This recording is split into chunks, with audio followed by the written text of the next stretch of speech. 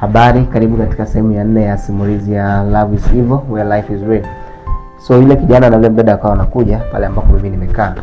Lakini kwa kuangalia kwa muonekano tu wa kawaida, yule mdada alikuwa ni kidogo ni mkubwa kulingana na umri wa kijana.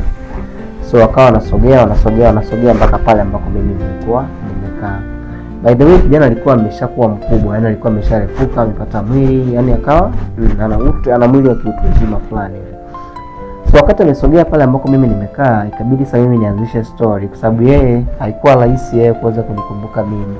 Kwa sababu kwenye ile ajali ilipokuwa imetokea, watu walikuwa ni wengi. Gari karibia watu 45, ni watu wengi sana. Lakini mimi ilikuwa rahisi kujua yeye kwa sababu yeye alikuwa ni candidate.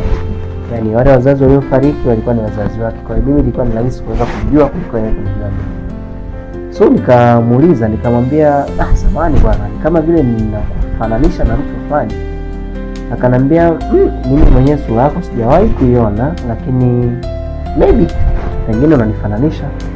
Nikamwambia, lakini kuna mwaka fulani, nikamwambia kuna mwaka fulani nyuma, ilikuwa 2018, kuna safari nilikuwa nasafiri, then between tukapata ajali, then kuna kijana mmoja alikuwa mdogo sana miaka hiyo, akawa amepoteza wazazi wawili. Sasa wakati naendelea kuongea maneno, nikaona yule kijana amechukua, anaingia mfukoni kama hivi, akawa anachukua leso, then akajifuta. Wakati anajifuta machozi akawa yanatoka. Sasa mimi akilini mwangu nikasema niendelee au ni mbona kama it's very touching, itakuwa ndio yeye mwenyewe. So wakati naendelea kuongea, akawa anazidi kufuta machozi. Kabidi yule binti sasa, yule mwanamke, yule mdada aweze kumkumbatia, mwambie calm down, just relax, tulia, imeshapita. So akawa anapiga pale kwenye kifua, jamaa calm down. So jamaa baadaye alivyojifuta machozi, alivyobembelezwa na yule mdada pale, akasema, akaniza tu kaka, akasema kaka, kumbe na wewe ulikuwa kwenye ile ajali. Nikamwambia mimi nilikuwa pia, na nilipokuona hapa nikakumbuka hii sura, kwa sababu sura yako haijapotea sana. Akasema ile siku ni siku ambayo nailaani sana kwenye maisha yangu, kwa sababu ni siku ambayo imebeba maana nzima ya maisha yangu. Nailaani sana ile siku kwa sababu ni siku ambayo ilitoa wazazi wangu hapa duniani. Nailaani sana ile siku kwa sababu ni siku ambayo ilifanya mimi nitoe yatima. Akawa anaongea maneno mazito sana. Sasa mimi nikamkaribia kwa sababu kama kidogo, nikamkaribia, nikawa nimemshika bega kidogo, nikamwambia pole sana ndugu yangu, naelewa nini unachokiongea na sauti yako tu inaonyesha ni machungu kiasi gani na historia kiasi gani mbaya ambayo imebebwa kwenye maisha yako. Akanambia, nimezika mama yangu na nimezika baba yangu katika mazingira magumu sana, mazingira ambayo ndugu hata mmoja hakuwepo kunifariji, zaidi tu ya wale askari polisi walikuja na majirani pale na polisi wakaja kunisaidia. Akarudia tena mara ya pili, nimezika baba yangu, nimezika mama yangu katika mazingira magumu sana. Nawashukuru jamaa na marafiki ambao walikuja kunisaidia kumzika mama. Nawashukuru jamaa na marafiki ambao walikuja kunisaidia kumzika baba. Akachukua tena leso yake, akawa tena machozi. Sasa mimi kidogo nilistuck kuendelea kuuliza maswali baada ya kuona kwamba the moment ilikuwa ni very sad. Niko too emotional baada ya kukumbuka ile tukio. Ni mtu ambaye alikuwa amekuja, yuko happy, yuko na mdada wake pale, then nilipomkumbusha ile tukio akawa totally different, yani akawa yuko very emotional. So hata mimi pia it was touching, hata mimi pia ilinigusa. Kabidi sasa nishindwe kuendelea kumuuliza kwa sababu lengo la mimi kuongea naye nataka nimuulize what happened after that.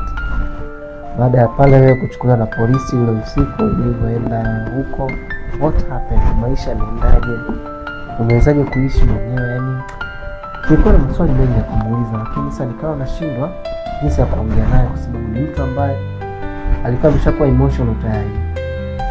He was very sad. So baadaye yule mdada akawa mwambia acha tusiongee.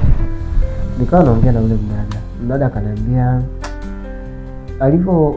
alivyochukuliwa na askari polisi, seems like mdada alikuwa anamjua kijana. Na hisi walikuwa na date. Yaani kwa muonekano walikuwa ni kama vile mtu na mpenzi wake.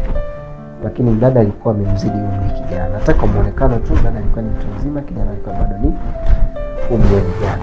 So akasema that day polisi walipomchukua wakaenda kumhoji baada ya maswali mawili matatu, and then baada ya pale alipelekwa kwenye kituo cha watoto yatima. Sasa the story was ikawa inazidi kuwa emotional zaidi, kwamba kumbe alivyochukulia pale siku alivyoenda kituo cha polisi, walivyomhoji maswali, then polisi wakaona msaada, kwa sababu nyumbani hakuna msaada, kuna ndugu yoyote ambaye anaweza kumsaidia, wakamchukua kumpeleka kituo cha watoto yatima. So anasema akawa anaendelea kusema kwamba alivyoenda kwenye kile kituo cha watoto yatima, then mimi yeye sasa mdada, mimi nilikuwa ni mmoja wa wafadhili kwenye kile kituo cha watoto yatima. Sasa nikaanza kupata picha, kumbe huyu kijana amekutana na yule dada kwenye kituo cha watoto yatima. Then akasema kwamba kuna siku moja nilikuwa nimeenda kutoa fadhili fulani pale kwenye kituo, nilimkuta huyu kijana, ilikuwa mwaka, akataja mwaka, anasema ilikuwa mwaka 2022. Nilimkuta huyu kijana amekaa sehemu tu ameinama hivi, then yuko analia. Alipokuwa analia, basi nikamfuata nikamuuliza shida ni nini. And kijana akamwelezea the whole story ilipotokea, mzee aliyofariki. Binti anasema, yule dada anasema ilinigusa sana na nikaona nina jukumu la kufanya zaidi ya kuchapa kituoni. So yule mdada akasema kwamba ikabidi sasa nimchukue huyu kijana niondoke naye niende naye nyumbani.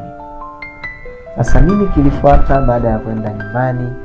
Imekuwaje mpaka leo hawa wawili wanatembea kama mtu na mpenzi wake? Na je, kweli hawa ni mapenzi au mimi nimefikiria vibaya?